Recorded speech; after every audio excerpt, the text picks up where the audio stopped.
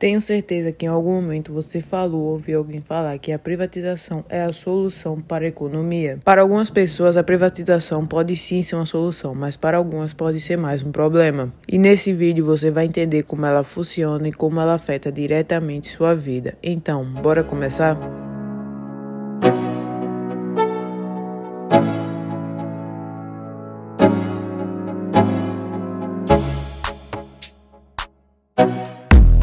Privatização é o processo de venda de uma empresa ou instituição pública para iniciativa privada de prestação de serviços. Esse termo consiste na transferência de um bem ou direito para outra pessoa. Dessa maneira, o Estado deixa de ser responsável pela administração do bem público e de suas ações, e o setor privado passa a deter a propriedade integral sobre o ativo, transferido permanentemente pelo poder do Estado. A história da privatização provavelmente se inicia na Grécia Antiga, quando os governos contratavam quase tudo do setor privado. Na República Romana, indivíduos e empresas privadas realizavam a maioria dos serviços, incluindo a cobrança de impostos sobre a agricultura, fornecimento ao exército e construção de vias públicas. No entanto, o Império também criou empresas estatais. Alguns estudiosos sugerem que o custo da burocracia foi uma das razões para a queda do Império Romano. Uma das primeiras privatizações do século XX foi na Europa, que aconteceu sob o governo bolchevique na Rússia, no qual seriam privatizados o comércio interno, permanecendo sob o controle estatal o comércio com o exterior, a indústria pesada e os bancos. A doutrina das privatizações foi promovida pelas administrações da Ford e Carter nos Estados Unidos. A privatização no Brasil se iniciou na década de 1980 durante o regime militar. No período de 1991 e 2000 ocorreu privatização de mais de 65 empresas nos seguintes setores: elétrico, petroquímica, mineração e outros. Mas antes de falarmos mais um pouco sobre a privatização, você precisa entender o que é uma empresa estatal. Uma empresa estatal é aquela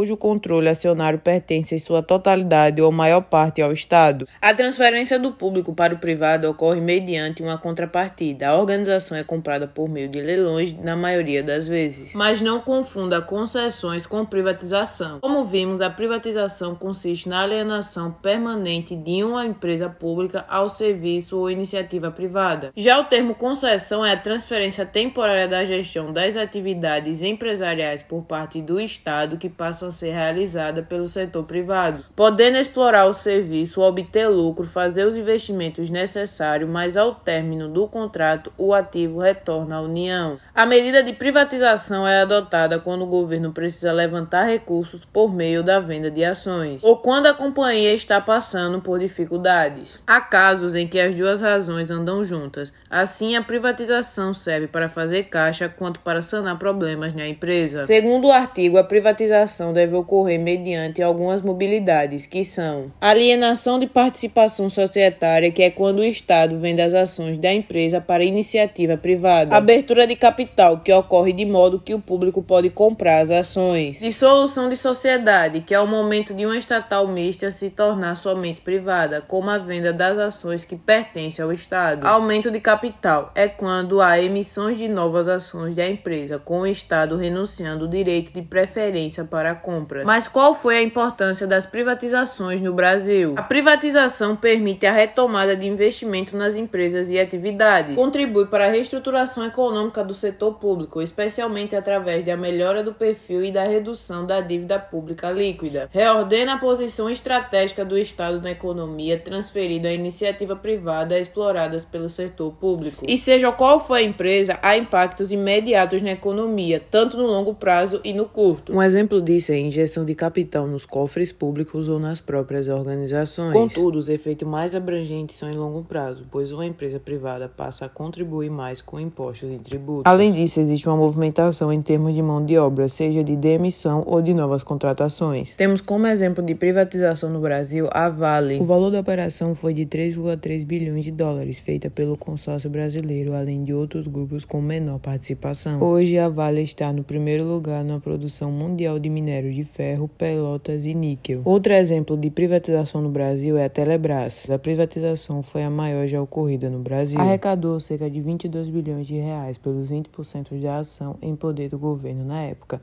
Para o leilão, a Telebrás foi dividida em 12 empresas: 3 de telefonia fixa, 8 de telefonia celular e 1 de telefonia de longa distância. Portanto, embora a privatização possa parecer algo que vai contra o interesse público, por outro lado, pode ser uma fonte de receita providencial, ainda mais em momentos de crise. Mas por que existem pessoas que são contra a privatização? A maioria das pessoas que não concordam com isso dizem que não há necessidade, pois algumas empresas já são eficientes e geram lucros. Além disso, a maioria dessas pessoas são contrárias ao liberalismo econômico, pois elas acreditam que as empresas privadas não possuem maior competência que o Estado para gerir empresas ou investimentos, e que as transações nem sempre são feitas com clareza e não trazem o lucro esperado. Mas a privatização tem sim seus lados negativos e positivos, criando assim a divisão de opiniões. Para as empresas há grandes vantagens, como a diminuição na burocracia e, por conta disso e da independência política, podem ter processos e equipes mais técnicos e eficientes, podendo também aumentar a concorrência e qualidade no serviço, ajudar a se livrar de um problema no caso de prejuízos, e ainda representam a injeção de receita com a venda das ações. Por outro lado, quando a estatal é lucrativa, o Estado deixa de receber receitas constantes e decorrentes da atividade das empresas. E o outro lado negativo é que ela costuma ter muitas demissões, e sem os subsídios do poder público ou imposição de condições como um teto nos preços, pode acontecer de o consumidor dar mais dinheiro para comprar o mesmo produto ou serviço.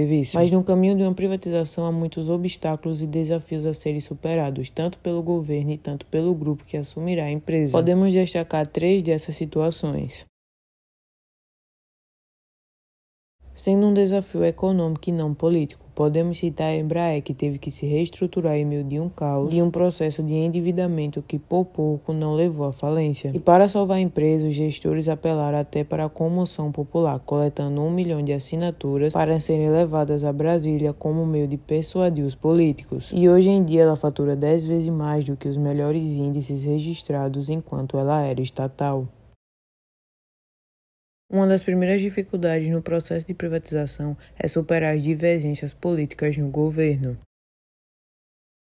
Esse tipo de dificuldade não é nem financeira nem política, mas sim o operacional. Isso acontece na maioria das vezes em empresas públicas que prestam serviços essenciais e que mobilizam uma vasta cadeia de parceiros. E transferir toda uma cadeia complexa de rede de serviço pode ser uma tarefa desafiadora. Com cuidados de tratamento de esgoto e distribuição de água, sem contra os interesses e, acima de tudo, preservando o bem público. Com esse vídeo, aprendemos que a privatização é a venda de uma empresa pública para uma instituição privada, e que pode ser motivada por várias razões. E o fato é que só podemos saber se a privatização vai ser algo bom ou ruim conforme o contexto, como a utilidade da estatal e o valor e as condições de venda. De qualquer maneira, seria muito positivo se a mesma qualidade de gestão da iniciativa privada fosse encontrada no Estado, seja em empresas estatais ou na própria administração pública. E aí, me diz qual a sua opinião sobre a privatização, se você é contra ou a favor, aqui nos comentários. Espero que vocês tenham gostado do vídeo. Se esse vídeo lhe agregou em algo, curte, comenta, compartilha